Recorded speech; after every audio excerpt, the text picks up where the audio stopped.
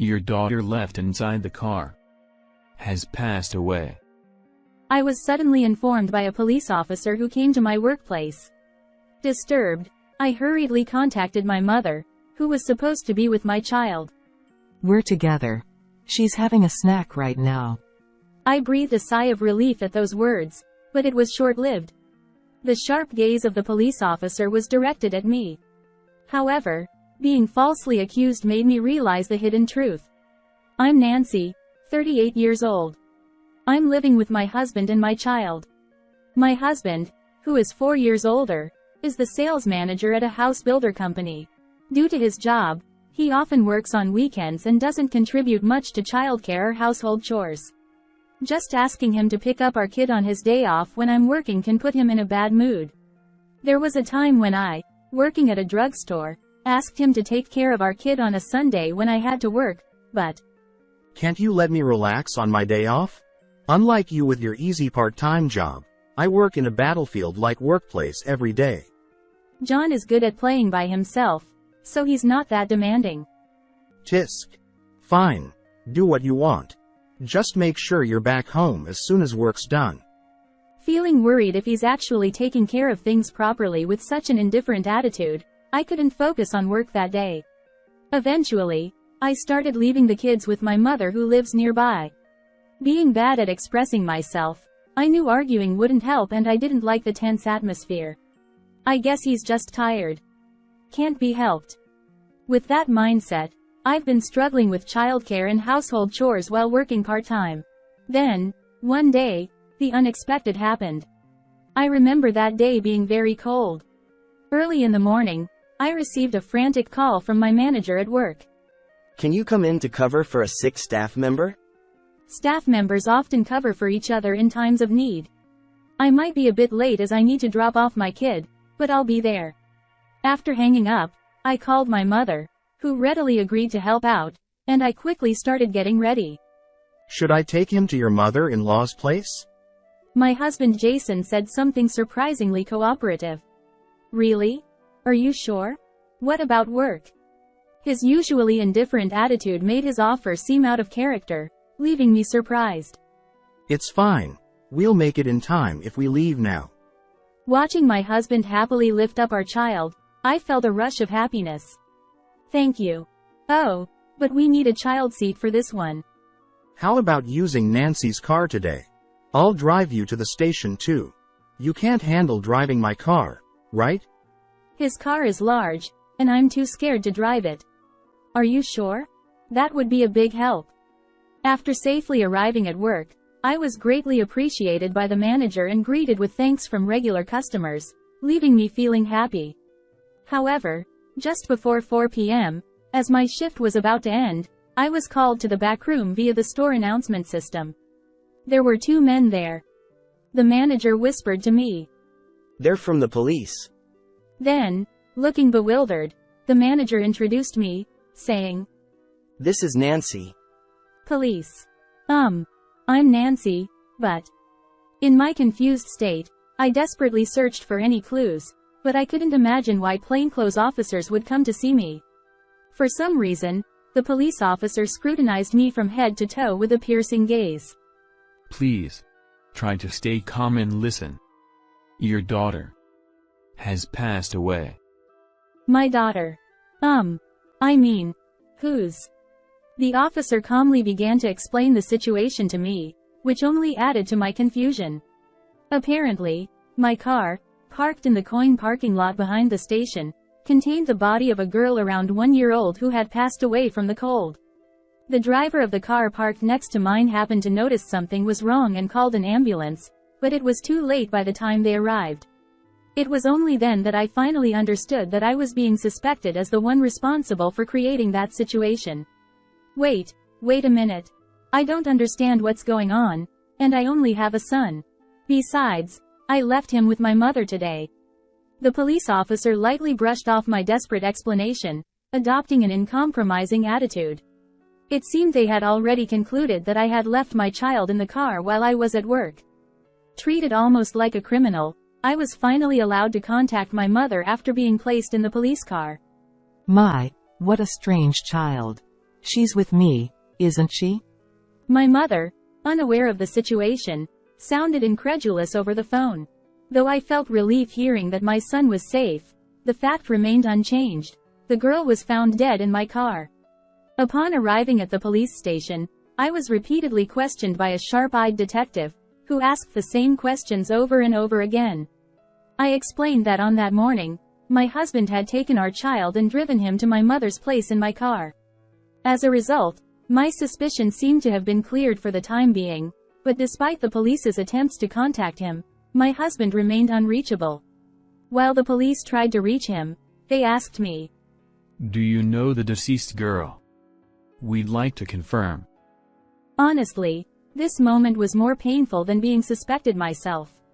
Seeing the girl lying there, seemingly asleep, I couldn't help but cry for her. Unfortunately, my impression of her was that I might have seen her somewhere before. When I honestly conveyed this to the police officer, he said, "Please contact us if you remember anything." Finally, I was released. It was getting dark outside, and I hurried to my mother's house where my son was waiting. While my child slept, I explained the situation to my mother, who comforted me, crying and comforting me. When I returned home, it was past 9 p.m., and my son fell asleep immediately.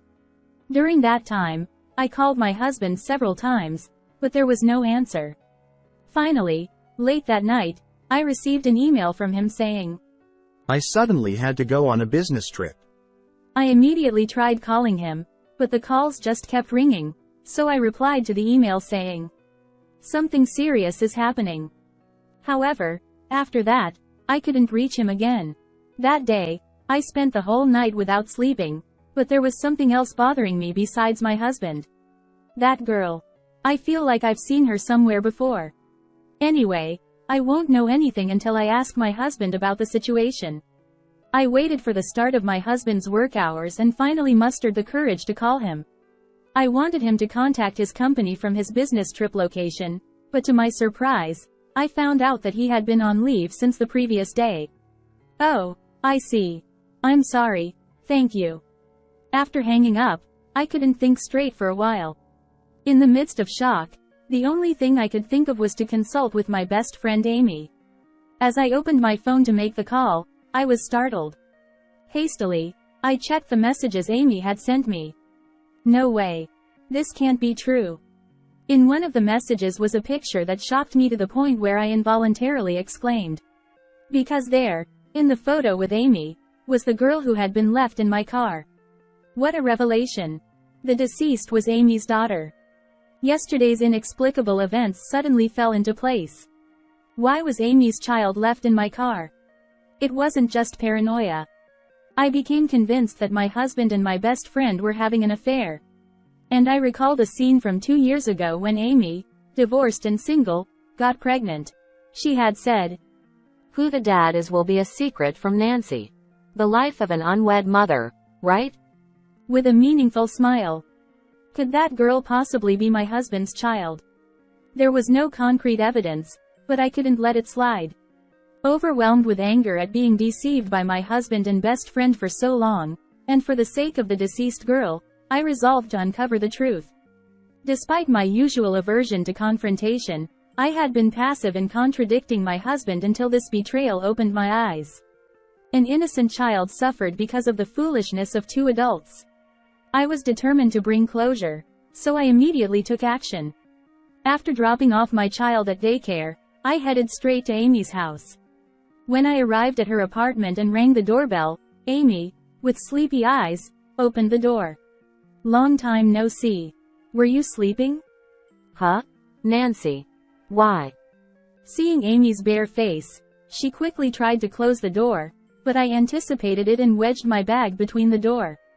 Jason is here too, right? Let's talk inside.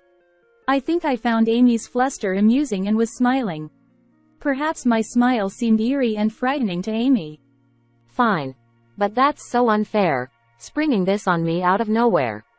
With a tense smile, Amy reluctantly let me in. I heard her calling out to my husband to wake up from the back room. Huh? Nancy? My husband was indeed there, still half asleep. However, His surprise lasted only a moment, and by the time he came to the living room, he was already completely unapologetic. Tisk. So, you figured it out, huh? Upon seeing my face, he brazenly remarked in a joking tone. Amy, who had been flustered just moments ago, was now grinning behind my husband. Could you stop teasing me? I have something to ask. I said. Oh, scary, scary. Feeling the urge to shout at Amy for her feigned surprise, I desperately suppressed it. You probably contacted her about her daughter, right? Even though you know that, why aren't you two going to pick her up? It seemed like my husband and Amy expected me to be contacted about Amy's daughter. How much do these people really know? Still, I couldn't understand their actions. Come on, cut me some slack. Isn't she being taken care of by the police? With those words, I realized they didn't know about the death of her child, but I was shocked by their overly optimistic attitude. At that moment, I decided I would only reveal the truth after extracting it from them. But why did this happen? I asked. Well, we were surprised too. When we got back to the parking lot, there were a lot of people around the car. Yeah, there were some dramatic folks there. Then, the two of them started chatting away about what happened the day before. It turns out my husband, who had taken a day off, had planned to spend time with Amy from the start. But when they tried to check into a hotel near the station, Amy's child became a nuisance, they said. So, they parked my car in a coin parking lot and went to the hotel, leaving the child in the car. Learning about their impulsive actions left me speechless. And when they returned from the hotel to the parking lot, they found the police surrounding my car and even an ambulance had arrived. Feeling it was getting serious, they apparently fled the scene. In such a situation, one would normally worry about the child, but the two of them had conveniently interpreted the situation to suit themselves. They were considering that the police were taking care of the child, seeing it as an opportunity to take a break from childcare duties for a while and relax. It left me utterly dumbfounded. So, how long have you two been together? I asked straight to the point, despite their unabashed recounting of events. You're quite oblivious, aren't you? Oh, that's so like Nancy. Well, it's been since right after my divorce. It's been 4 years. I was just helping Amy out with her divorce. It's a common pattern. I had actually suspected my husband of cheating at the time, but being pregnant, I chalked it up to nerves and dismissed it as my imagination. It was quite a surprise to find out that his affair was with my best friend. Right. So, then you're the father of Amy's child? That's right. Unlike our son, our daughter is adorable. Peering into my face, as if trying to provoke me, my husband nonchalantly admitted to it. He said he just happened to think of borrowing my car. Since Amy didn't have a car, he thought they could all go out together since my car had a child seat. Well, why didn't you just divorce me and marry Amy then? Feeling like our time together had been wasted, I blamed my husband. But once again, he came up with an unbelievable excuse. Too naive. If I did that, my affair and having a child would be exposed at work, wouldn't it? It would hinder my promotion. To sacrifice us for that. I thoroughly despised my husband. Nancy, that's not all. Even Amy, who was next to my husband, snickered and began to speak down to me. Jason said since his wife can't even talk back, she's basically just a maid, so he can do whatever he wants from now on as well. Well, but, Amy, was that really okay with you? Even though you have kids? I asked with genuine curiosity, but Amy burst into laughter, clutching her stomach. Haha. I'm so done with marriage. As long as I get my living expenses, I'm fine. Yeah, Amy's a hassle because she's expensive, unlike Nancy. Haha. My husband and Amy spoke so frankly, as if I were just part of the scenery or something. I was beginning to reach my breaking point with these selfish two. Anyway, what are we going to do now? You can't just leave it like this, can they? I subtly steered the conversation. Is it that serious? Amy, go pick her up right away. Yeah, I guess we've been caught. I have to go pick her up. But, I'll probably get scolded by the police. She's not old enough to come home alone anyway. Up until now, they hadn't shown any concern for the child, only worrying about themselves whenever they opened their mouths. Enough is enough. There's no room for sympathy. Finally, I decided to reveal the truth here. I'm disgusted. Both of you are only thinking about yourselves. Huh? What are you trying to say? My husband glared at me with displeasure, but I felt no hesitation. I'll tell you the truth. Your daughter died yesterday. Because she was left in the car in the middle of winter. Both of them widened their eyes in shock and disbelief. Poor thing. How cold must it have been? What are you talking about? That's impossible. Your thoughtless actions took the life of an innocent child.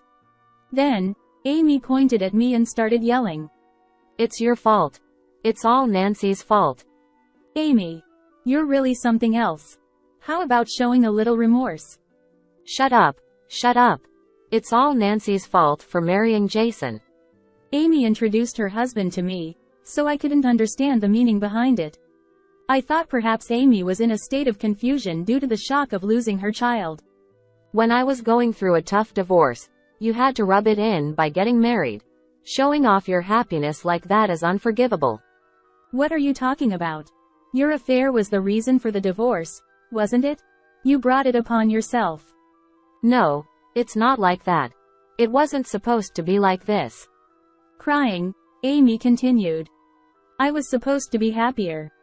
And kept focusing on herself. Meanwhile, my husband desperately tried to justify himself while watching Amy cry uncontrollably. I'm not involved in this. I always intended it to be just an affair from the start. It's too late for that now. Amy's child might not even be mine, right? Nancy, technically we're still not divorced, right? He tried to cozy up to me as he spoke. I shook off his hand and uttered in a low, grave voice. Coward. Don't ever show your face in front of me again.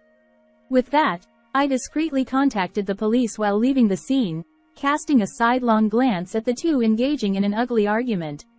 2 days later, I received a call from the police informing me that the evidence from the surveillance cameras in the parking lot had been crucial, leading to the arrest of the two.